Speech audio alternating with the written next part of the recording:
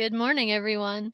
We are here for the ESS Coordinating Committee meeting, special meeting. We're aiming to keep this short and sweet to roughly a half hour. This is really just to confirm the receipt of notice of the upcoming staffing change at Iowa Land Records. Naturally, ESS will be the lead in this process, but because of our close connection and relationships, I felt like it was important for these two executive committees to meet and just have a conversation about some general stuff. So I do know that Mel from our ESS board is unable to be here, and I'm uncertain about Eric. As for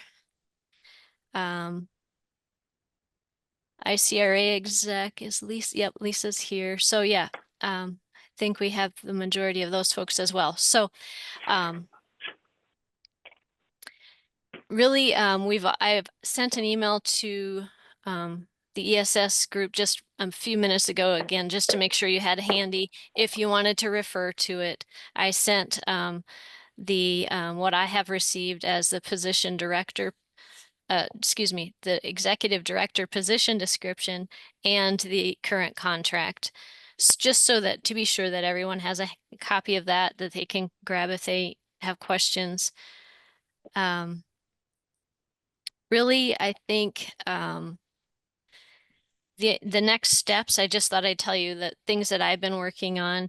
I have been working with Phil to get these two documents ready.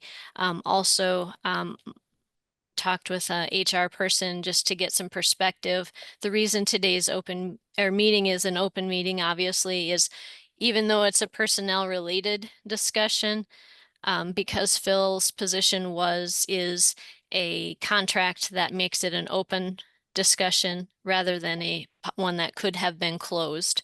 So I'm also working with our legal team just to be sure that we're following all the necessary steps. So our change request and kind of heads up came, and I guess some were surprised, some had a little sense for it, but it is an important thing, and we're thankful that Phil has given us this opportunity for a length of time to work on finding his successor. And so the next steps are part of what I wanted to discuss with you. But first, I'd like to hear if there's from either of the board's comments or concerns about certain steps they think are urgent. We will likely have this as a big part of our agenda. The ESS Coordinating Committee will be meeting on the 19th, just ahead of ISAC, and we'll be meeting in person. So that will be a nice opportunity for us to really just talk through some of these steps and details. So, but if anybody, I don't want to hog the stage. I tend to ramble. So please, if you have something you wanted to share, either of the boards from concerns of next steps, please do so. Well, I'm sorry to hear that Phil has given us his notice and letter of intent, and he's spearheaded many projects for the reporters, and replacing him will not be easy. Right. I for sure am. I would think that we would want somebody to shadow him for a while, and that's. I feel that would be a necessary thing. I don't know if that's what we're discussing today, but I believe that we're going to need somebody to shadow him and hopefully find somebody that can do at least. Bill Dunshee has given his notice of, I don't know if he's, well, stepping down in some regard. Bill stepping down? Yep. Tony, yes, Tony. Phil has submitted a detail that his contract would normally end and we normally renew, and it has been expressed by him that he would continue through year end and would be willing to extend that contract through the end of June of 26. And that is in an effort so that we can begin to make future plans. So, sorry, Julie, I think you were talking. No, that's okay. That's just basically what I wanted to say. I'm not really sure. I'm assuming that what we're doing today is acknowledging his letter of intent. And I, for one, think that he should help us get through the legislative session as well. And I'd like to see him stay on until the June 30th date. Okay, thank you. Other thoughts? So the idea of thanking Phil, of course, and also you said the shadowing as long as we can for a new employee or Correct. contractor. Contractor, yes. Okay, very good. Other thoughts or concerns or responses to the email that we all received? Yeah, I'm quite saddened by the fact that Phil is going to be leaving us as well. Those are some huge shoes to fill. They're like clown shoes. So, but reading his letter of intent, I did have a question. You know, it talks about the memorandum of understanding with the office space. You know, that if he's done at the end of this year, that the way I understand it is that the office space is going to be done as well.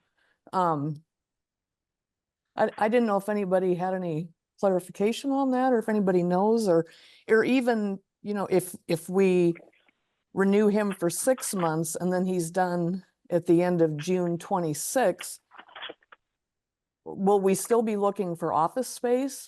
Does anybody know? I did not clarify that with him, but it is definitely on my agenda or on my radar that it is a concern and an issue we'll have to address. I figured we would make a plan for that in August, but definitely it's something we'll have to revisit. You know, it's not been that long since I think Lisa and a couple of others were involved in studying where else could we go and what would the rates be. So perhaps we can refer to that study and then also consider, you know, perhaps I think there's a note on here that says hybrid. So maybe because we're an IT type company, maybe it is more of a work from home and have a gathering place approach. I'm not sure where we're at, and I think that would be an important continued study for us to do. But thanks, Denise, for noting the And office space and the big it's- shoes. Yeah. It's Lisa Thank Long. you. I can give clarification. I believe the MOU says with 30-day notice, we can move. So we can make that decision, but we need to clarify that. And we do have that information from last year that we can refresh as that needs to happen. Thank you, Lisa. I think it would be helpful, this is Jamie Stargell, at our August meeting to have some financial figures kind of, I know it's hard to kind of plan that far in advance, but what it might look like and how long we could sustain having someone shadow him. So kind of a I don't know, a 6-month salary for that person that might fill Phil's shoes. It would be helpful to get that from Samantha if we could. Okay.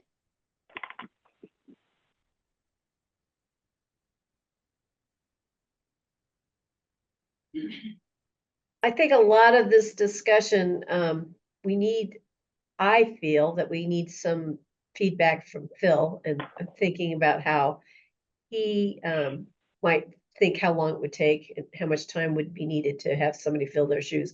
And again, I mean, shadow him. Again, it would have to be somebody, you know, depends on the qualifications of the person that we choose to hire and what that person knows and his skill set. Because a lot of it is not just the formation of the software, as we all know. There's a lot that goes into the person that takes this position. how much he knows about the recorder's office, how much he knows about legislation. And legislation that comes up. So there's a lot to consider. The thing I expressed to Phil right away when I first talked with him was just that our goal going forward needs to be the best possible outcome for all involved. So whether it comes to how we work through his contract and if, as we discussed, the increase that he requested through January through June, or if it's a matter of who we find, I think our goal has to be to hit a home run. I don't think anybody wants to do this more than once. It's not going to be an easy position to fill, and we need to do it well. And so that's part of the reason my first effort or first thing I thought to do was I'm lucky and I have a my comp board rep happens to be a SHRM guy, professional HR guy. So I just reached right out to him and said, hey, I'm going to need you to, and I'm going to lean hard. And he said, I'm right behind you. I'm ready. I'm willing. And so, but I'm not the only one that has probably those kind of contacts. So I think just having some good insight, you know, when you hire a clerk or a deputy, it's a whole different kind of thing than, hiring someone for this level. And with these types of skills, like you mentioned, Julie, there's a big list of skill sets that we need. So definitely, I think if you have resources that you can lean upon, that would be, I would encourage that because we want to hit a home run. Absolutely.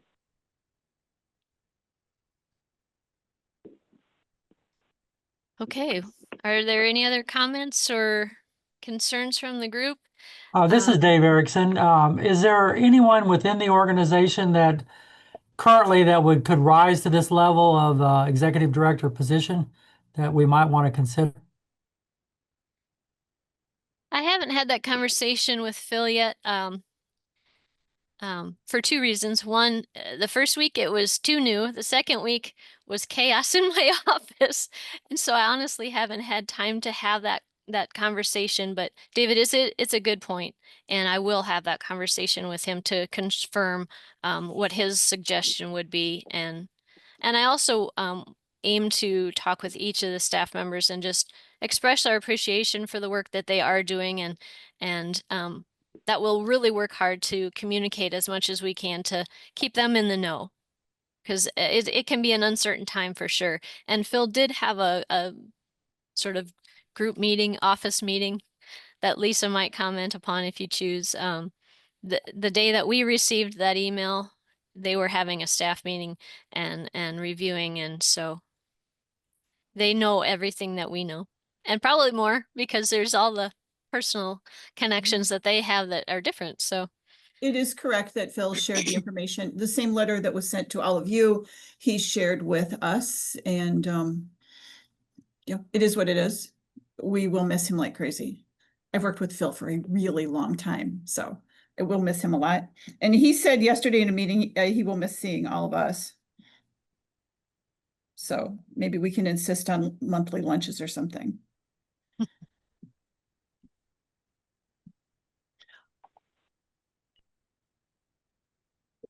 thanks, Lisa. And we will miss his wife because she takes good care of us. She's quite the baker, is that She it? is quite the baker, yes, and other things as well. Linda's a really good cook.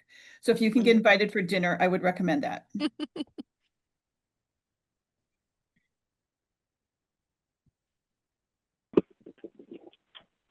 Okay.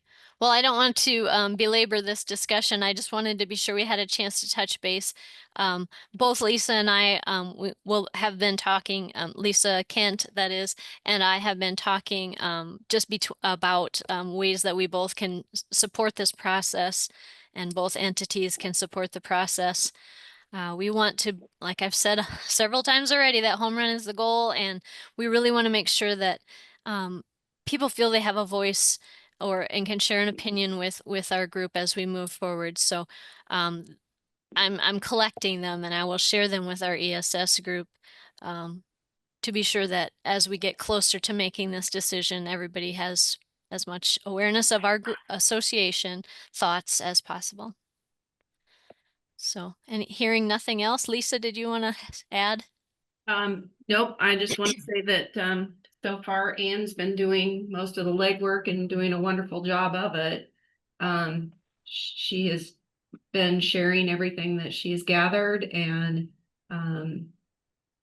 I think if, like you said, as long as we're doing our due diligence and going step by step and not rushing, I think the goal is, like she said, to make it beneficial for everybody involved and hit the home run the first time and not have to repeat this. So kudos to you, Anne. Thank you, Lisa. Yes, thank you, Anne. Very much. Appreciate it. Sure. Okay, well, yay to be done early on an ESS meeting, right? 10:46 even, so I'll adjourn the meeting and thank you for your time. If you have more thoughts that come up, please email me. Will do. Thank you, Anne. Thanks, Anne.